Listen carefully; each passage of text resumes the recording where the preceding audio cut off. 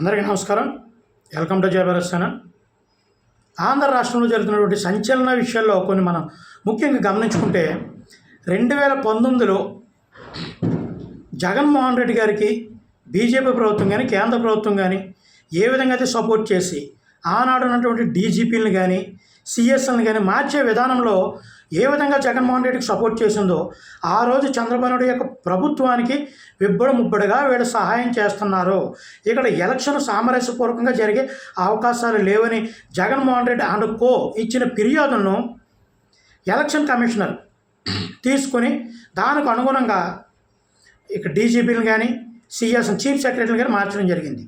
అప్పుడు ఏదైతే జరిగిందో ఇప్పుడు అదే. ఎందుకంటే ఆ రోజు చంద్రబాబు నాయుడు గారు పెట్టినటువంటి చీఫ్ సెక్రటరీని కానీ డీజీపీ కానీ చంద్రబాబు నాయుడు గారి ప్రభుత్వానికి సపోర్ట్ చేస్తే ఈరోజు జగన్మోహన్ రెడ్డి గారు పెట్టినటువంటి చీఫ్ సెక్రటరీ కానీ డీజీపీ కానీ జగన్మోహన్ రెడ్డి గారికి సపోర్ట్ చేస్తారనే విషయంలో ఆశ్చర్యపడిన అవసరం లేదు.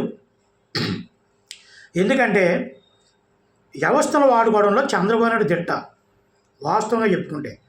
అది కూడా ఎలా అంటే రాజ్యాంగబద్ధంగా దూరుకోవకుండా చంద్రబాబు నాయుడు వ్యవస్థను వాడుకుంటారు, ఇది వాస్తవం. కానీ రాజ్యాంగాన్ని పక్కన పెట్టి ఇష్టం వచ్చినట్టు ఈ వ్యవస్థను వాడుకోవడంలో జగన్మోహన్ రెడ్డి అందివేసిన చెయ్యని చెప్పవచ్చు.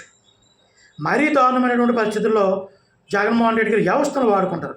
ఇటువంటి పరిస్థితుల్లో ఈ రాష్ట్రంలో ఎలక్షన్ సవ్యంగా జరగాలంటే కంపల్సరీ ప్రభుత్వంలో ఉన్నటువంటి అధినేతలను కంపల్సరీ మార్చి తీరవలసిందే అనేటువంటి ఒక ప్రతిపక్షాల యొక్క ఆందోళనకు ధీటుగా వైసీపీ ప్రభుత్వం పావులు కదిపినప్పటికీ మొన్నటి వరకు డీజీపీని మారుస్తారు. ఎస్, డీజీపీని మార్చే అవకాశాలు ఇంకో 2-3 రోజులు ఉన్నప్పటికీ ఇప్పుడు సిఎస్ను మారుస్తారనేటువంటి ఒక కొత్త విషయం తెర మీదకి వచ్చింది. జవహర్ రెడ్డి గారు ఏకపక్షంగా జగన్మోహన్ రెడ్డి ప్రభుత్వానికి ఇప్పటికీ సపోర్ట్ చేస్తున్నారు. ఎలక్షన్ కమిషన్ ఎలక్షన్ కోడ్ అమల్లోకి వచ్చినప్పటికి కూడా జవహర్ రెడ్డి గారు ఇబ్బడి సిఎస్ అయినప్పటికి కూడా జగన్మోహన్ రెడ్డి ప్రభుత్వానికి సపోర్ట్ చేస్తున్నారు కాబట్టి ఆయన తీసేయాలి, ఆయన ఇమీడియట్లీ తీసేయాలి కాబట్టి అని కొత్త వ్యూహాన్ని బయటకు తీసుకురావడం జరిగిందనమాట.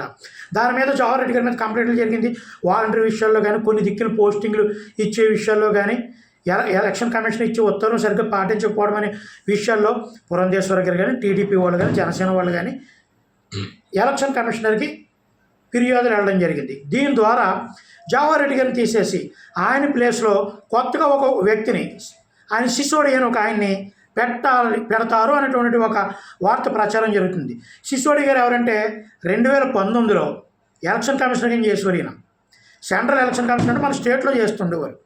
2019 ఎలక్షన్ నోటిఫికేషన్ వచ్చిన తర్వాత ఈయన్ని మార్చి ద్వివేది గారిని పెట్టారనమాట. ఎందుకంటే జగన్మోహన్ రెడ్డి గారు ఏం చేయాలంటే ఈయన మాకు ఇబ్బందికరం కాబట్టి ఈయన మార్చండి అంటే ఆయన మార్చేసి ద్వివేది గారిని పెట్టడం జరిగింది. తర్వాత ఆయన మన స్టేట్లోనే కొన్ని కమిషనర్ కింద పనిచేయడం అని అంత ప్రాధాన్యత లేని పోస్టులో చేశారు. గవర్నర్ గారికి ప్రత్యేక కార్యదర్శి కింద చేసి మొన్నే ఆయన పక్కన పెట్టడం జరిగింది. కాబట్టి సీనియర్టీ ప్రకారం చూసుకుంటే ఆయన 91 బ్యాచ్ అనమాట, 1991 బ్యాచ్. ఆయన్ని చీఫ్ సెక్రటరీ కింద చేస్తారంటే ఒక వార్త చక్కర్లో పడుతుంది. నిజంగా డీజీపీని సిఎస్ని మారిస్తే జగన్మోహన్ రెడ్డి గారికి ఒక విధంగా ఇబ్బందికరమైన పరిస్థితులని చెప్పాలి. వ్యవస్థలను వాడుకుని మేనేజ్ చేయాలనుకునే విధానంలో జగన్మోహన్ రెడ్డి గారు ఉన్నారు కాబట్టి అదే వ్యవస్థలు ఎప్పుడైతే సహకరించలేదో నిజంగా జగన్మోహన్ రెడ్డి గారికి ఇబ్బందికరమే. జై భీమ్ అందరికీ.